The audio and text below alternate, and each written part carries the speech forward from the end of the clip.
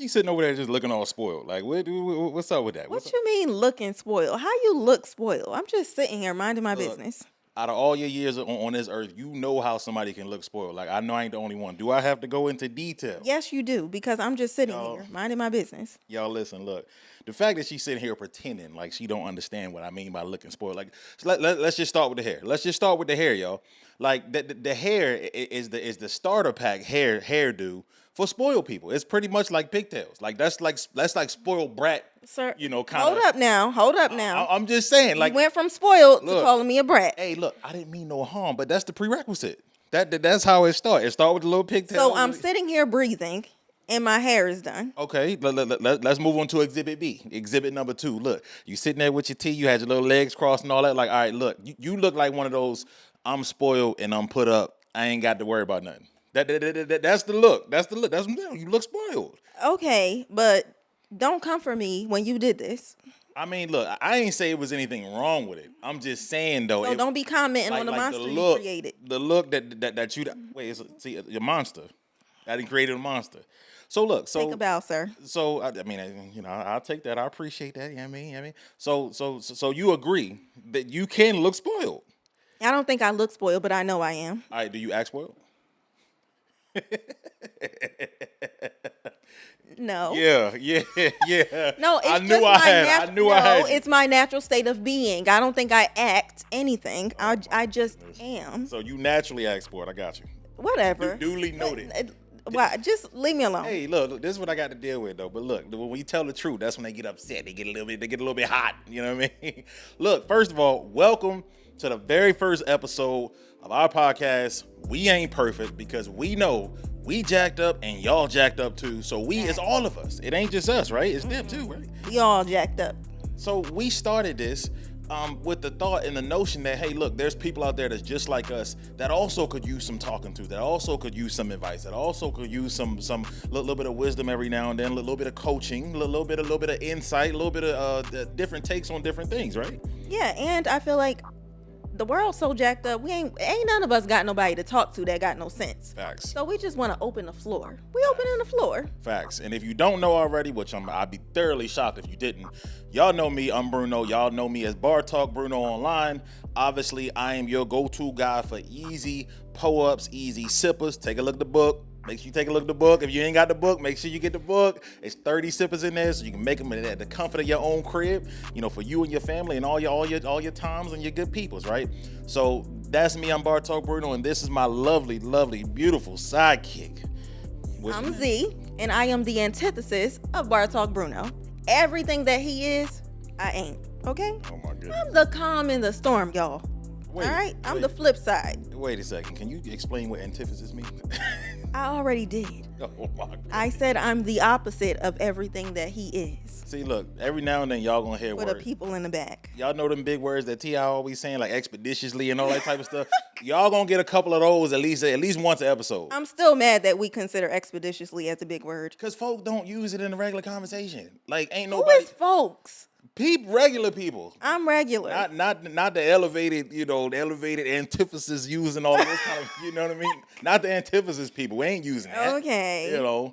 But in any case, so look, we got an interesting topic. We was having a conversation the other day, and we was like, look, man, like we got to talk to the other ain't perfect people out here about this topic because I really do feel like we ain't the only ones who could have used some of this when we were kind of first starting our journey together almost 13 years ago.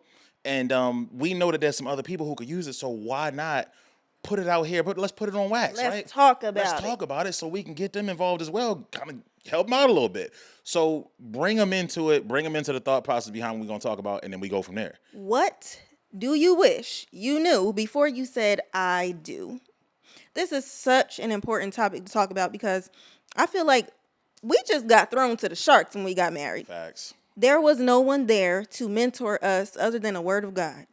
And we was just winging it. Yeah. Thank God we made it. Yeah. But I almost killed him, and I'm sure he wanted to kill me a couple times. Yeah, and either way, it wouldn't have worked out good for nobody. Like had that, like everybody involved would have lost in that scenario. But yeah, I mean, there's so We made it. it's so much that like as you think about like when you stepping on you stepping on that podium or you stepping on whatever and you getting ready to say those words and those vows, that there's some things that even if you go through counseling, that the counselor can't teach you, only experience can teach you for the most part. You don't know till you up in that thing. You don't know, right? So there are things that we had to learn along the way, and a lot of it had to be learned, the hard way, right? Would you agree? Most of it. All of it had to be learned the hard way. So one major thing, and this is one thing her and I discuss very, very often. One thing that I wish that I would have knew before I said I do. That kind of rhymed a little bit. I don't know. I got my rhyming skills. Well, just get on with it. One thing I wish I would have known is you have to give up the right to be right. Facts. When you have a disagreement with your spouse and your focus is let me try to prove my point, let me try to prove that I'm right. If you're focusing on that and your spouse catches that, right, and they know, hey, look, this person is out to try to prove themselves right and make themselves, put themselves on top and be a winner in the argument, if you will, they ain't going to receive nothing that you're saying after that. You already lost. And you're going to lose twice. I mean, am I right? Like, so you have to give up the right to be right. And I can't say that enough, because how many times have we been in an argument and the one person's right and the person trying to prove themselves that they're right or whatever, and they end up making it worse. Yeah. You end up making it worse than what the actual scenario was, because of your pursuit and being correct in the scenario. And they feel like not only if let's say they were wrong, right? They feel bad that they were wrong, but they also feel bad that my spouse is against me right now, right? So it's never a good scenario to try to try to put your focus on being right. You want to try to put your focus on correcting whatever the issue is, understanding that the issue is the enemy, not your spouse, right? And that y'all are a team, no matter what the heck they did. Yeah. Can you elaborate on? Absolutely. I completely agree with him. When I feel like we're having a conversation, we're arguing just so you can chastise me and make me feel small, then nothing you have to say am I going to hear. Yeah. And your message is lost in the fact that you're being nasty, or the fact that you're being loud, or the fact that you just want to point the finger at me. Right. Like, I could be dead wrong. Yeah. But now, because you didn't handle it with grace, right, now I'm hurting, and we are not on the same page. I feel alienated in that moment from you, because you try to show me, nah, I'm team right, your team messed up, get your stuff together, and not we have an issue to work on. Man. So, yeah, completely agree. Yeah, that's a big one right there. And you can avoid arguments going to that next level so many more times by putting aside the right to be right. And you can discuss it later. Y'all can, and it's not like you can't talk about the stuff later. Like you can discuss stuff later, but while tensions are high or emotions are high or whatever, that's the wrong time to be focused on trying to be the correct one in a situation. Yeah, you need to correct the issue. Absolutely. And sometimes it's all about the wording. Yeah. Like, instead of the delivery, you have a problem, you did this, it could be, we really need to work on this. That's right. Because now you're talking about the team effort to recognize a problem and you working on it together, other than you need to transform for me. Yeah. Yeah. You need to correct for me. Yeah. It's no, we need to work on this issue because it's affecting both of us, and you're not in this alone. Right. That's deep. That's deep. Yeah. That's a big one for our marriage. So, okay, give me one thing that you wish you would have known before you said I do. Talk to me. Give me something good too. You got to make it juicy. I got so many number ones. You got to make it juicy. I think I'm going to go with everything must be approached with the long game in mind. Oh, man. Everything. Talk about it. You can't get married and then you start, because guess what? Y'all be dating and everything be cute. You don't see all the mess come out until you with that person and you can't walk away from them day after day. Because you stuck with them. Then you start to see all they mess. Yeah. That they were easily hiding from you beforehand. Yeah. So guess what? Y'all get married. You see the mess and you think, oh, let me just go address this issue. So now after I address it, you should correct it. Oh my But that's not what happens, because guess what? It took you 30, 40, however old you are, it took you all those years to become this person. There are things that are hardwired into you that cannot be undone in the first year. Right. If it took you this long to get this way, it's gonna take a little while to undo it. It's probably gonna take you double. Yeah. So you have to give that person grace, and you have to be realistic. Also give yourself grace. So if you notice something and you be like, all right, I told you this one time, why you do it again? Come on. Be for real. Yeah. It's going to take the long game mindset to get through a lot of issues. And sometimes that long game is going to require you to shut up. Yeah. You don't need to keep talking about it over and over and over again. You might have to pray about it over and over again, but you ain't got to throw it in that person's face. You got to work with them and figure out what is the best way to communicate this issue to this person without making them feel small, without making them feel dumb. Because sometimes they really just don't get it. It's not intentional that they're not working on things all the time. Right. So yeah, keep in mind, we're in this for the long game. Don't be we've been doing this for a year and you still ain't changed. A year. You might not see that until 10 years. And y'all got to understand something. In marriage years, like marriage years and regular years, it's like dog years and human years. You know what I'm saying? And in marriage years, a year is like an hour. Nothing. Like a year ain't nothing. So when you together, even if you've been together 10, 15 years, that extra year is not necessarily, a year, like really a year. Like that's really like an hour. So I still consider us newlyweds at year 5. yeah, absolutely. And I like, but I love what you said. Like when you talked about the communication part of it though, like figuring out a way to communicate the said issue or communicate, even if you're frustrated in that waiting time, still communicating that with them, like, hey, look, I'm trying, or I'm being patient with you. Yes. I'm sorry if it might come out in a certain way, or I'm sorry if I know you've been working on this thing and maybe I'm coming off still a little bit harsh or whatever. You got to learn how to communicate those things as well, because here's the even deeper side of this whole thing.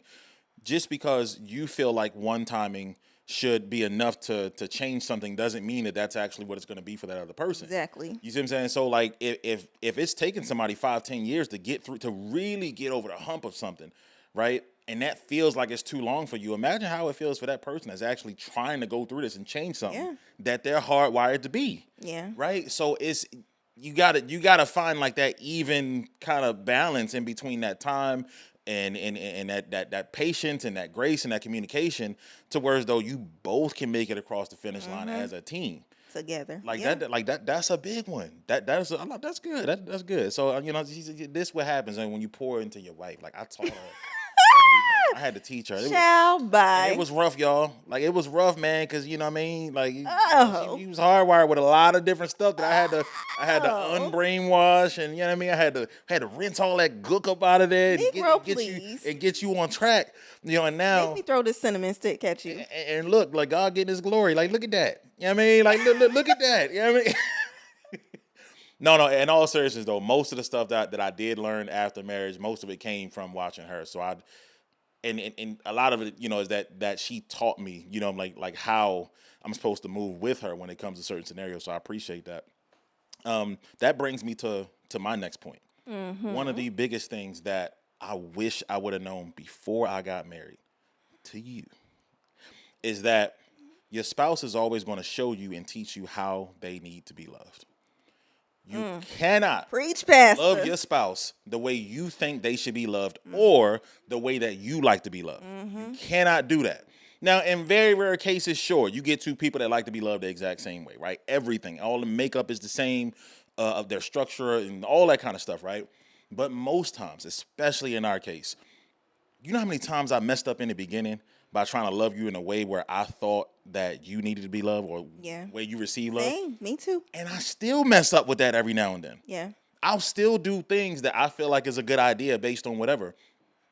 Your spouse is going to tell you how they need to be loved. You just got to watch out. You got to listen out for the signs. You got to listen to what they're saying. Listen to what they're telling you. Watch their body language. Watch how they move. Watch reactions. Watch all of that. And I love that you said pay attention, because guess what? If you do something, like, let's just talk about our love languages. At least when we first got married, he was very heavy on words of affirmation. That did not come naturally for me. Nope. I'm like, sir, you know I love you. I'm showing you every day that I love you. What I got to keep telling you for? Because I need to hear it. I'm not big on words of affirmation. Love me in action. Yeah. I don't need to hear all that. And also, gifts. He liked to receive things. That was not a thing for me. Right. So he would buy me lots of things when we first got married, and I would serve him all the time because that's what I wanted. You serve me, Negro. I don't need to hear all that. Go wash them dishes. Go do something. Oh my goodness. But I was doing all of these things, great at serving him. But he was still feeling unseen. Yeah. So once he conveyed to me, look, I just need to hear it sometimes. It still didn't come naturally to me. Right. So I had to intentionally, I think I started overdosing you with words of affirmation. What was it? But I started writing, remember I started writing you all the note cards, and I was putting posters on the garage I came home to one praise day, you. I pulled up from work one day, pulled up to the front of the garage outside. She had this big construction paper sign on the daggone garage door. It was dope, I'm not gonna lie, but I was like, what the heck is that? Like why is it, who colored on the garage? It was dope though. It was definitely dope, yeah. But you have learned over time as well. Like now, you take things off of my plate. Yeah, absolutely. But you'll notice, back to the point, you said you have to pay attention, because if you do something, if you love me in a way that's not my love language, by buying me things or making these grand gestures, I don't always have the response that you were expecting. Yep. It might be lackluster, like, And then, okay, and that's then you be nice. sitting there looking like, dang, like I did something for you. Like, Yeah. dang, like you ain't like that. Like what the Yeah. Then you start to get worried. Like you start to Yeah. think like, man, like did I mess something up or But yeah, I mean you're absolutely right. Like you gotta pay attention to the signs. You gotta pay attention to what they tell you. And this just goes to that, into that semi-reflective listening and that communication. Because communication is not always the talking and the words that come out of their mouth. Yeah. Sometimes it's the way that they move, their responses, right? Absolutely. Like it's more than just the stuff that come out of their mouth. So yeah, like that one's big. Your spouse, just pay attention. Your spouse is gonna show you how to love them. You have to love them that way, not the way that you want to be loved. Love them the way they need to be loved. Yeah. So it's my turn. Yeah. I hate when it be my turn. I love rolling with. Why? I want to piggyback off what you, Why? because I hate being put on the spot. But all right. You on the spot, big dog. All right, I think my next one would have to be, you said I do to every version of your spouse. You didn't say I do to the version that you married. Man. We are always evolving into a new person. Yeah. I used to have a joke that, I would tell him, I've been married to seven different people Man. by year 7. We're always constantly changing. Yeah. And you have to be committed to learning that person, constantly pursuing that new person. Yeah. You never arrive in marriage. Right. It's not like, all right, I did my homework, I studied, I know you, I understand you. Mm-hmm. No, you understood me then. You don't understand me after I done had 4 kids. I ain't the same cat. You don't understand me after life circumstances have broken me down. You don't understand me while we're going through financial difficulties, through all these different moves. Mm-hmm. I am a new person. And guess what? Not only is it difficult for you to learn me, I don't know who the heck I am after all this stuff either. So I'm adjusting, and I need you to give me grace while I'm adjusting. And I also need you to keep doing your homework. Yeah. Love who I am right now, and don't keep looking back at who I used to be. Yeah. We have got to let go of the expectations of previous versions of ourselves. Yeah, I mean, you hit the nail right on the head, and you hit the hammer right on the daggone head too. Because I mean, it's been about 12, 14 different versions of me. Every year I'm evolving into somebody different. Every year my interests are different. Every single year my motivations are different. My drives are different. My dislikes are different. Like we're constantly changing it, and her as well. I don't think you change as often as me, but still, I have to learn a new version of myself and who she is in different seasons, in different years. You know what I mean? And I have to be okay with the fact that just like marriage is fluid, people in the marriage have to be able to be fluid as well. Absolutely. You can't expect somebody to be who they were years ago. I remember, man, like this was a couple years ago. you and I got into a different disagreement about something, and I was bringing up the fact that like about some stuff that you had mentioned when we first got married.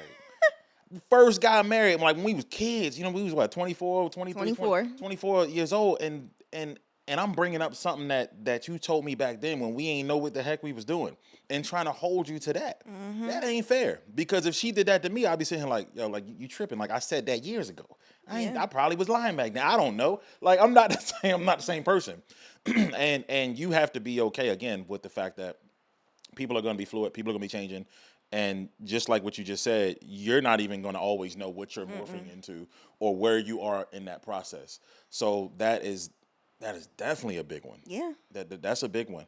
And so my next point, this is the fun one, okay? But you got to realize that it's fun. It's not a burden, okay? You got to understand this. This is really, really important. One thing I wish I'd have known before I got married, that it took me a minute to figure out, took me a minute to kind of navigate, is that you have got to always be dating.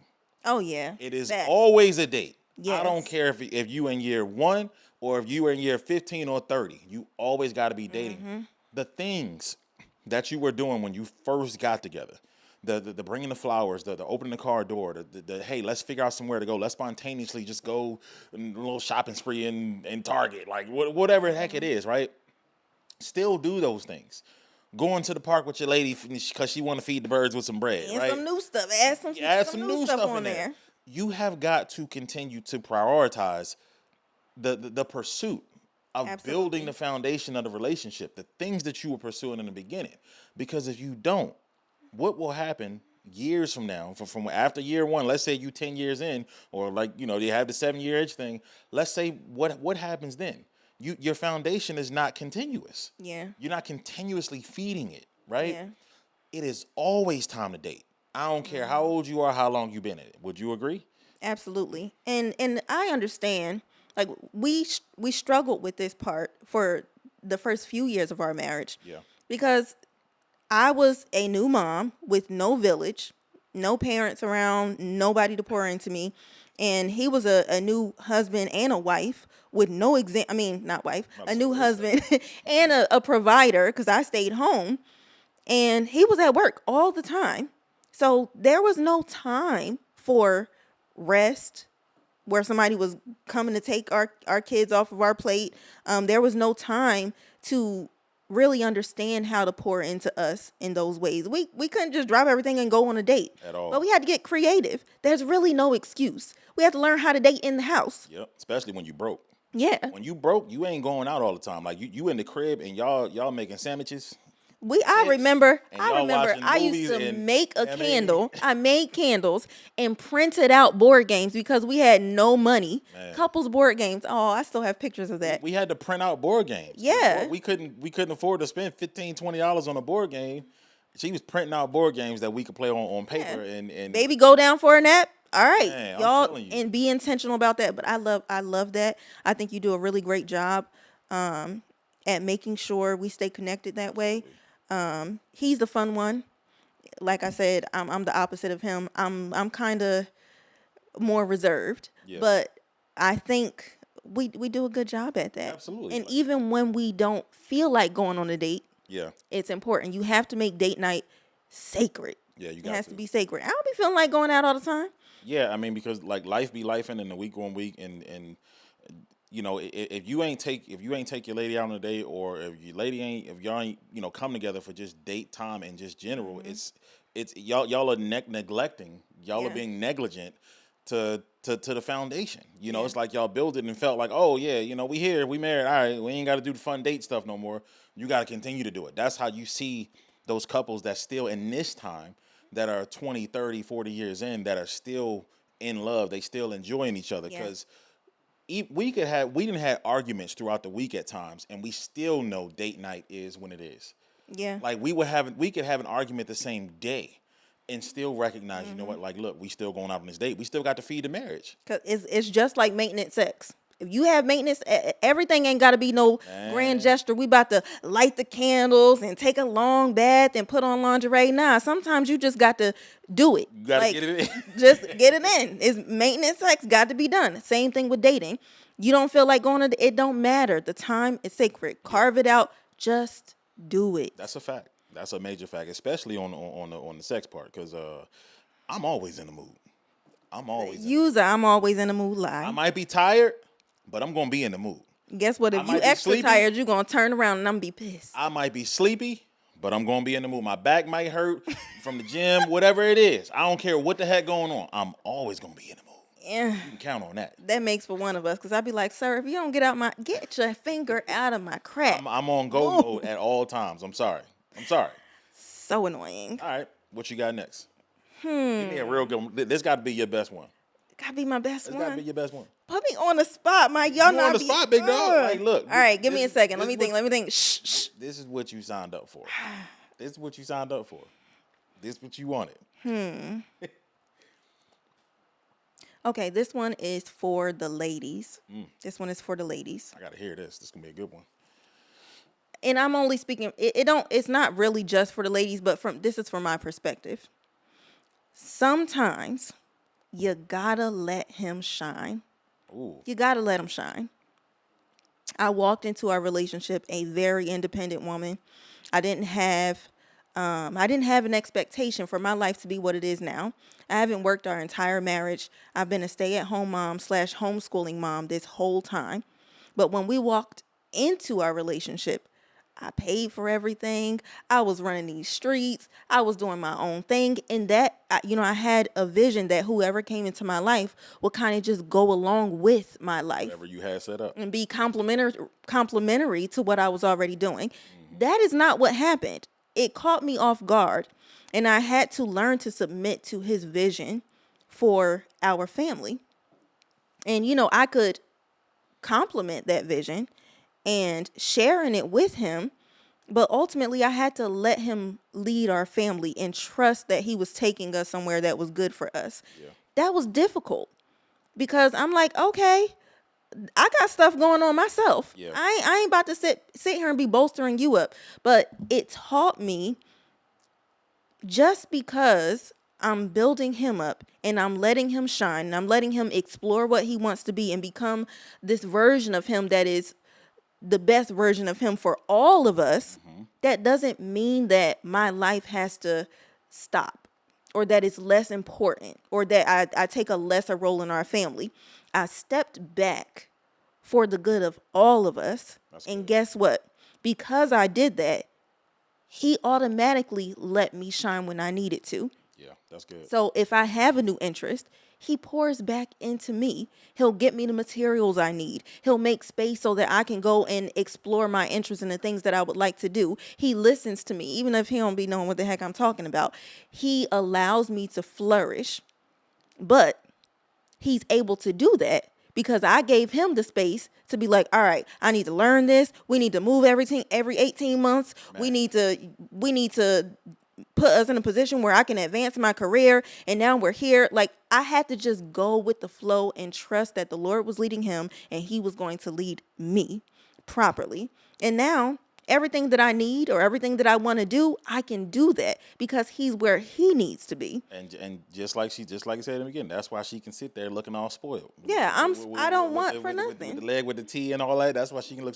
But in all seriousness though, like she said, when I first pulled up and we first started linking up or whatever, she had her own motion, right? Like I was on the tail end of contracts. Like I was still trying to figure it out. Like I was already out of the military. For a lot of people who don't know, I was in the military fresh out of high school. And I did a couple of years there and got out and didn't really know what the heck, to do, right? Like I was trying to figure things out, different little jobs or whatever. And, for lack of better terms, kind of fell flat on my face for the most part. Yeah. And still trying to figure things out, you know what I mean? And like I said, when I met her, she had her emotion, but her character, this really spoke to her character back then.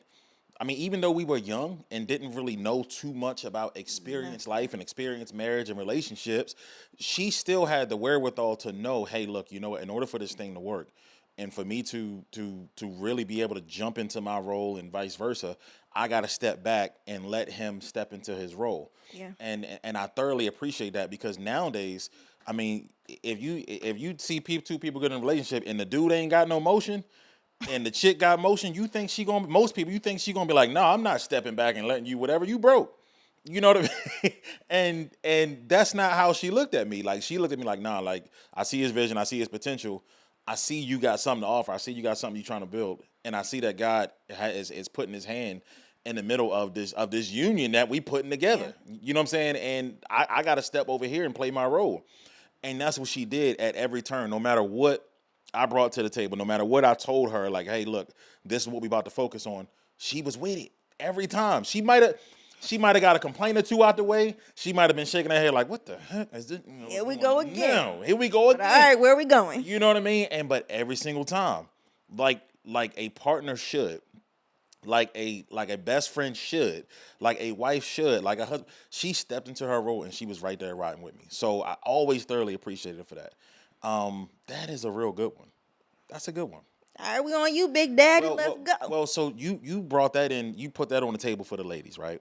That brings me to the fellas. Then I got to hone in on the guys. Like, I'm sorry, look, don't scroll past the video. Don't skip past this video. This for y'all. Y'all got to hear this too. Y'all can get this work.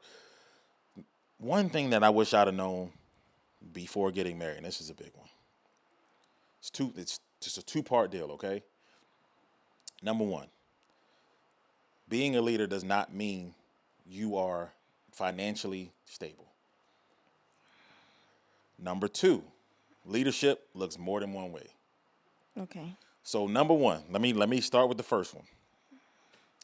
The thought of society is that the leader in a relationship and a family is the person who is financially stable, who handling business with the bills. Taking care of all the bills, ain't nobody got to worry about nothing, everything's straight, we got cars galore, whatever. And that makes you a leader. That's so far from the truth. Because a leader can be financially stable, absolutely. But that ain't all he is. Yeah. Because what happens if you got all those different things, but your spouse don't have security? She don't have security emotionally, mentally, spiritually, physically, nothing. She don't have no security, right? Does that still make you a leader? Yes or no? Nah, you trifling. You trifling, right? You not a real leader. You're a provider, right? Like you paying bills and that's it. That thought that like society likes to put out there is all men are good for paying bills and this and that. And it's like no, like men are good for so much more than that. But society will tell you that your worth as a leader is only proven by how much money you can bring in, how much bank you got, what job title you got, things like that. When in actuality, the more important stuff and the foundational stuff are, for the most part, things you really can't see. Absolutely. I definitely agree with that. That brings me back again to when we first got together. Yeah. I remember how, and this is before we got married, but you were broke as a joke. You were poor. And that mentally really messed you up. Man. It messed you up. Like, I tell y'all, we went on a specific date. I think this was our second date. And I wanted to go to this fancy seafood restaurant. We got all dressed up and we go to this seafood restaurant. We were the only black people in there. Only black people in there. I didn't care. I was used to moving in these spaces. I'm going to go whatever I want to eat, wherever I want to go, that's where I'm going to go. I don't care who don't want me there. And we went, but he was so uncomfortable. Yeah, he was uncomfortable because he felt like he couldn't hold his own. Facts. And I took notice in that moment of how uncomfortable he was. And we left there and we went to go eat pizza, all dressed up. And I was okay with that. But what I learned from that day moving forward is it really wasn't about where we were. Right. It was that when this bill comes, she's going to look like she's over me when I am supposed to be taking care of her. Yeah. So I didn't need his money. But the way that I started moving with him afterwards, it brought out the person in him that I knew he could be. So that would look like the next time we go out with friends, the next time we go out to eat, I'm going to slide you the card. I'm going to slide you some cash before we get where we going. Because it wasn't about where we went. It was just about his dignity in front of other people. Yeah. So the leadership, I had to know which buttons to press, where to bolster him up so that he could walk into being a good leader. And once all the stuff that didn't matter was out of his mind, he poked his chest out a little bit. And I was like, yeah, that's what I need right there. That's a tricky time to navigate because as men, right, you naturally have that pride of being the person who can provide and take care of your family, and that was a tricky time to navigate because it wasn't like I was a bum or not looking for a job or whatever. Just the right situation ain't come about, right? Like I was in between this and this happened and this job ended or whatever. So like that was a tricky time to navigate for me because you want to be respectful to the fact that your woman did have it all together, but at the same time you still think in the back of your head like, man, like, well, I mean, you had more together than I did. I'll put it like that. But you start thinking to yourself like, man, like you feel like crap as a man. You feel like crap, but a lot of that is pride. A lot of it's pride, but a lot of it is not having it figured out in the other areas, and that kind of brings me to the second part of this whole thing. I wish I'd known before I got married. Pause. What? I want to say one last thing on your first point. Go ahead. You were a leader. You were a natural born leader, broke as a joke. Yeah. You were. You led in many other ways. You were strong for me.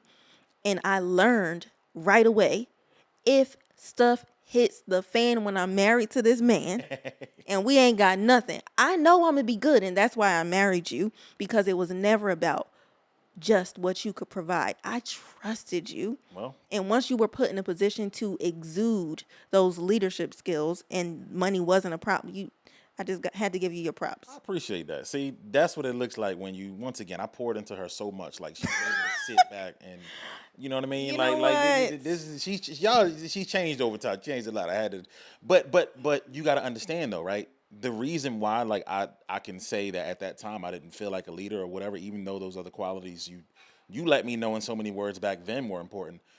To me, like where I came from, not necessarily having those foundational influences, not necessarily having people to pour into me in that way and make me realize that you have to undo the mindset of being a provider to be a leader. I didn't have that, right? So I didn't necessarily see the value, the real value in those things. The real value from what we were taught and what people are still being taught, unfortunately, is in providing for your family in that way financially, right? Yeah. So at that time, you may have, like, she used to talk me up like crazy. Like, she still do it. But back then, she used to try to, like, really just make sure, like, she spoke life into me. You know what I'm saying? And it was difficult for me to receive that most times because we always been taught, like, hey, if you ain't providing, you ain't paying bills or whatever, all that other stuff don't really matter. When in actuality, it's really the other way around. It's the other way around. If you ain't pushing that sense of security for your family, for your wife, that sense of love, that sense of like real leadership of really growing your family and nurturing their mind, their hearts, the money don't matter. It don't matter at all. You got millionaires, billionaires out here who got jacked up marriages, Trash. and families and kids because they ain't got these other qualities in leadership. You know what I mean? So, but again, it brings me to my second point is that you can be a leader without that, without that financial thing. Like you can be a leader in so many different ways. Yeah. And you have to realize the importance of those other things, of how much more paramount they are than, because if we being honest, how much money you make is really at the bottom when it comes to, on the grand scheme of things, of the type of family you growing. Because if you out here raising dirtbags, right? If you out here raising little demons, you know what I mean? And they don't know nothing, the name, whatever, and you and your wife, y'all on some BS, you ain't got, it's nothing to really brag about. You know what I mean? You just somebody that got a whole bunch of money. But you trash human beings, right? Yeah. So as a man, as a man, it is your job, it is your duty to pour into your family in all these other areas before you focus so much on how much money and things that you can buy for them, right? Anybody can get out here and make money. Anybody can do that. But how many people can get out here and actually emotionally, spiritually, mentally provide for their spouse and their family? Because guess what? We watching y'all. Yeah. We are, as I don't care about this independent movement, independent woman Men movement. versus woman. I'm sorry to tell y'all, women, even when we are completely independent and we say we don't need this from a man, we don't need that from a man, guess what? When you get in a relationship, whether you want to be or not, you are so heavily influenced by that man. Yeah. The way he is moving is going to impact how you move. The way he thinks about things is going to impact how you think about things. Yeah. You're naturally going to yield to him in many ways. I mean, you could be stubborn all you want, but there are ways that you just can't control to just follow his lead. Yeah. You just can't help it. You're going to change. So if the dude is not checking himself Yeah. inside first, everybody going to be jacked up. Everybody going to be jacked up. It's gonna start from the top and it's gonna trickle down.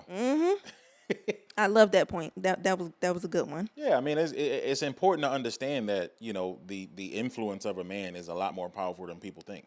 A lot of times people don't realize, and it kind of tagging on the last part that you made, people don't realize that of how much, you know, the man's influence can change the temperature in a Absolutely. relationship, how they can change the atmosphere of a relationship. Because if I'm out here moving wrong and she see that and she see I don't really necessarily care about my relationship with her, what you think she gonna do?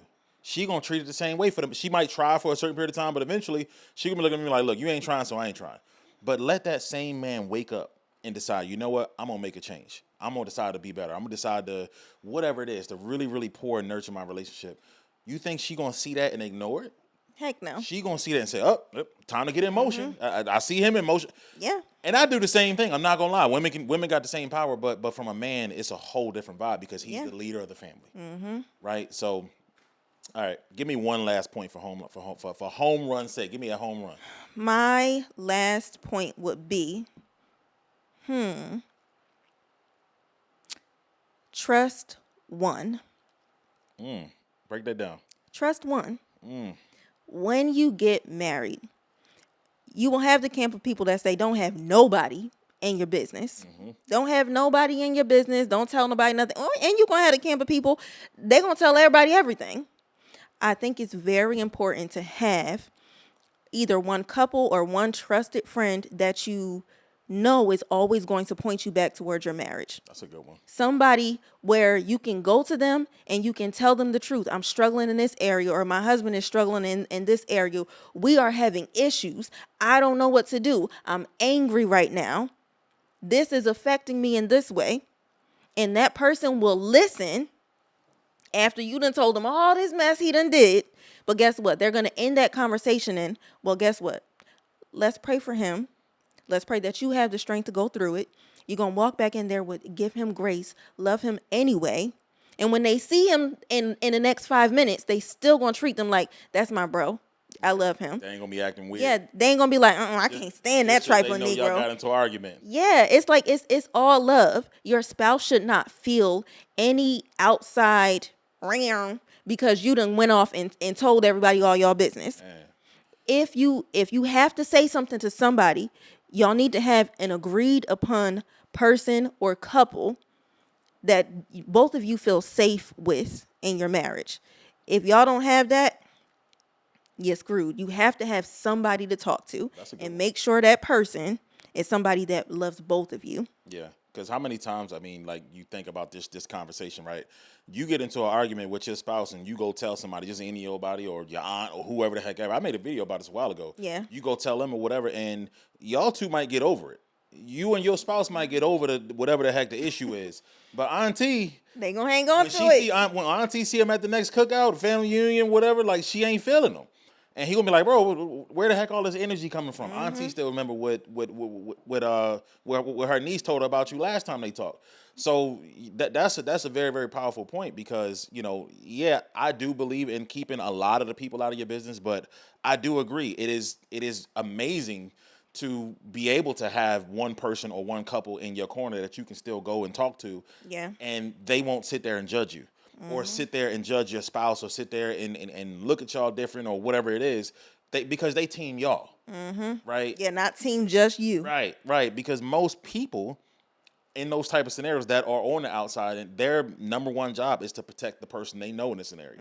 They don't really give a damn about the person talking about. You know, they're gonna be like, yeah, no, I'm team you, so I ain't, you know, whatever. So that's a real, real good point. Just saying. I love to see, like, once again, I'm proud of you. Because like she said she was in the streets when we first. She was. I said what? You said you was thugging. You said you was out here thugging in the street. You was saying, I mean, you was the head honcho out there in the streets. You was saying, I mean, you. In all seriousness, though, I'm just messing. I'm just playing around, my lady. Look, this how we joke. This how we get through the day. I mean, if I ain't picking on you, I don't love you. He's annoying. Hey, all look, the time. This is the real him. Hey, I'm just saying, look, what you see is what you get. Yeah, I mean, but look, first of all, thank you for this amazing conversation today. Like, they really need to hear this. And it was great for us to be able to exercise this and get it out. Like, this is the type of stuff we like to talk about. And, for y'all, anything that y'all want to hear us talk about, any questions y'all might have just about us specifically, or topics that y'all want us to bring on to We Ain't Perfect, we need you to let us know. Let us know in them comments. Hit us up in comments on YouTube. Make sure you follow and subscribe. And share, y'all. Share it. Share the video with your friends. Comment and give us some topics that y'all want to hear us talk about. Because sure, we can come up with stuff on our own, and sure, we kind of already know the stuff we want to talk about. But we want y'all to be heard as well. So if y'all give us something and we wind up putting it out here on the podcast, we'll give y'all a shout out live on the video. And ask questions. If you have questions about us or questions that you want our take on. Yeah. I mean, we're pretty much one big open book, as you can see. Yeah. This is gonna be a fun time. Like, people have been asking for this for a long time, whether it be on her platform or my platforms. People want to know more about us. I'm excited. People are used to seeing me in one fashion. They used to seeing me behind the bar. Y'all used to see me making drinks. I'm telling y'all right now, this is not a drink podcast. This is not a cocktail podcast, right? This is for adults. This is adult talk, adult conversation. We're gonna be talking about life. We're gonna be talking about kids. We're gonna be talking about marriage. We're gonna be talking about current events, the stuff that y'all want to hear about, right? Yeah, we're gonna dig deep. Absolutely. We're gonna dig, and then some of this is gonna be stuff that people ain't gonna want to hear, but they need to hear it because we ain't perfect, right? Y'all be all right. So look, the next episodes are coming out. Y'all make sure y'all stay tuned. I cannot say this enough. Subscribe. And thank you for tuning in to the very first episode of We Ain't Perfect. We love y'all. Stay safe. Peace out.